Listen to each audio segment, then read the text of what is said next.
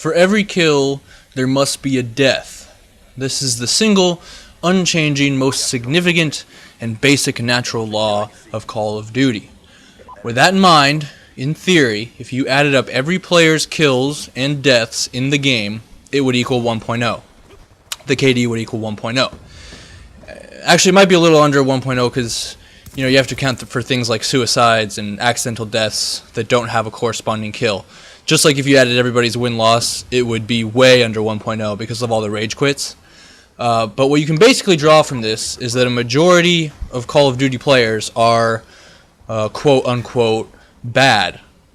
At a 1.0 kill death, you have equilibrium. Equilibrium, I think is how you say that. For every 1 KD player, there is another 1 KD player at 1.0.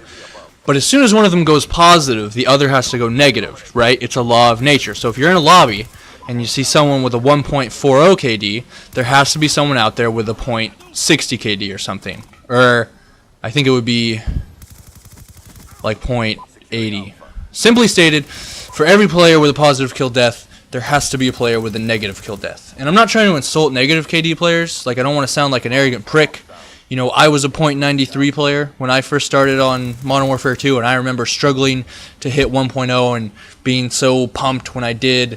And some of my best friends in the real world are negative players, and they still roll with me in whatever game I'm playing. And I think really anyone could hit a 2.0 KD if they just take the time to watch enough YouTube videos. Einstein said everyone is a genius, but if you judged a fish on its ability to climb a tree, you would be disappointed. And so, I do genuinely believe that. And so even if you're not that great at Call of Duty, you're probably really, really good at something else. And chances are it matters a lot more than Call of Duty. I'm just trying to make a point that the vast majority of the people who play COD aren't very skilled at the game.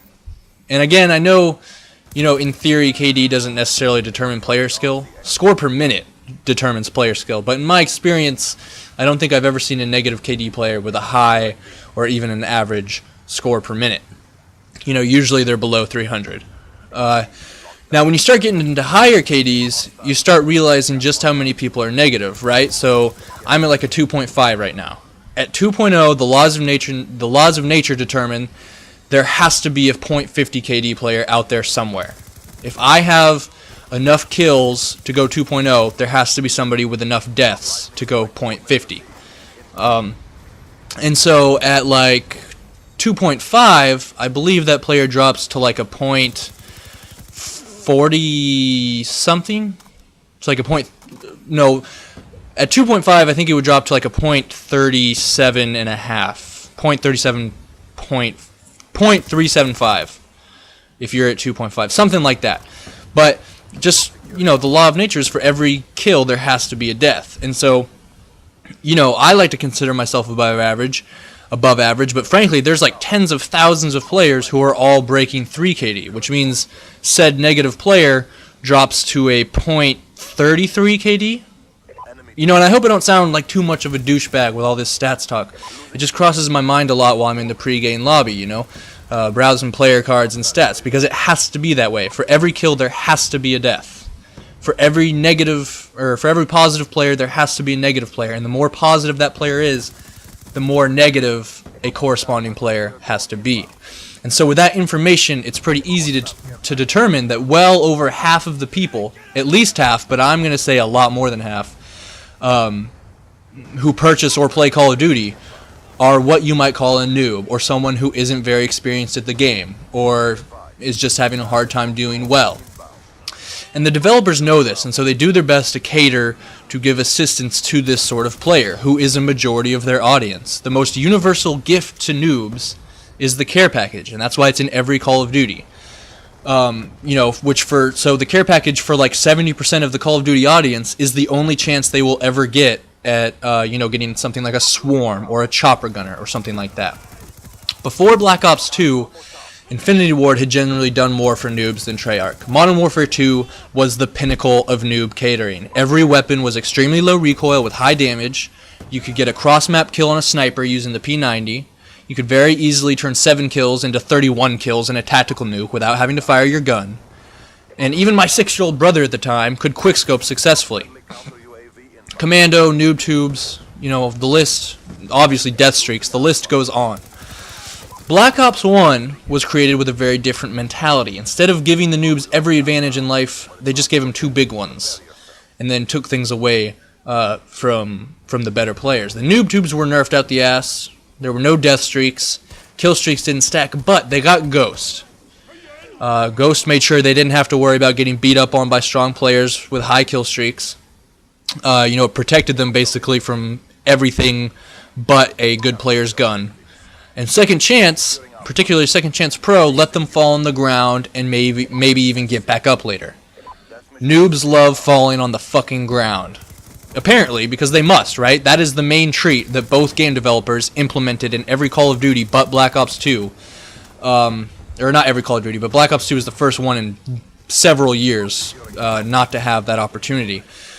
Now you can also argue in Black Ops 1 maybe they were given the FAMAS, but I think that was just a careless mistake. Same as One Man Army Danger Close in Modern Warfare 2. And so Black Ops 1, it didn't give noobs everything, but it gave them just 2 big things. Now Modern Warfare 3 did this full reversal. Suddenly you have the most overpowered death streaks in a game ever. Dead Man's Hand in particular broke a couple of my controllers. You got the support kill streaks, which is guaranteed a kill streak to anyone as long as they played hard. You got the spawn designed in a way so that half the time you're guaranteed a revenge kill, which means, if XCal or a 3KD player kills you, you spawn behind them and you're handed a free kill on regardless of how good the player is. You know exactly where they are, and you'll spawn behind them. And that'll happen enough to the point where it's going to make it a lot easier to break even in a game if you can get a free kill on somebody that's, a 3KD player. And now we come to Black Ops 2. And the question is, what do noobs get in this game?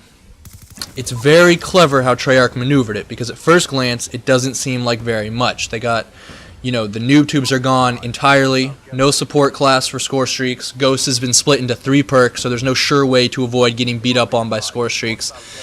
And there's no possible way to fall on the ground and fight on your back and maybe get up later and detonate a C4 suicide bombing everyone around you. But they were given 2 things in this game. And one of them redefines what it is to be a noob. Obviously, Sound Taurian is gone completely. The awareness perk doesn't work. Dead Silence is a wasted point in your creative class, system.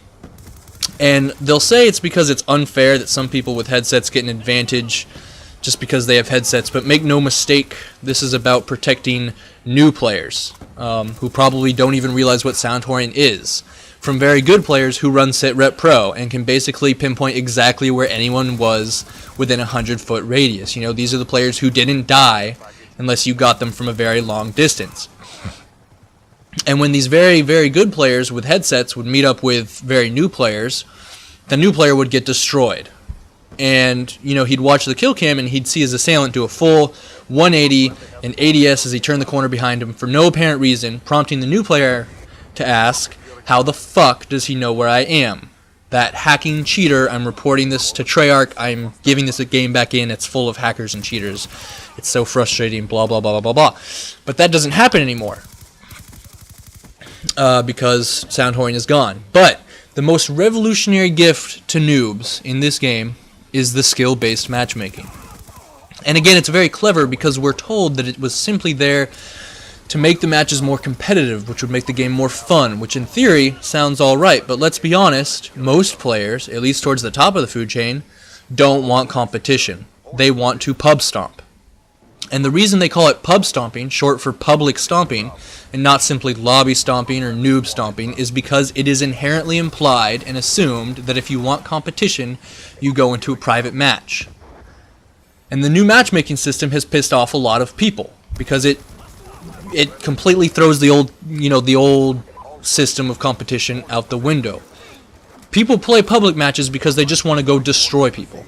They want to get kill streaks. That's what separates Call of Duty from other shooters, is the kill streaks, is getting those high kill streaks and releasing them. That's what makes it super fun for the players towards the top of the food chain, of course. Now, so obviously this has pissed off a lot of people, and Treyarch knew that it would, but they did it anyways, just like Second Chance. They knew Second Chance would piss off a lot of people, but they did it anyways, because it protects the weak players from the strong players. In theory, anyways. Now, my only problem with skill-based matchmaking is that it's not connection-based matchmaking. In the sense that when I'm searching for a lobby, it's not finding me the best connection, it's finding me the best connection in my skill range, which may in fact not be a very good connection at all. That's my only complaint. What's revolutionary about this is that it fundamentally changes what it means to be a noob, because the bottom 60% of players, in theory, will not run into the top 40%. And so if you're, a .90 KD player, but you're still the best player in every lobby you get into, are you still a noob? It's as if there no longer needs to be an in-game mechanism that caters towards noobs, because there is no longer any such thing. Please rate. This is Batman, signing out.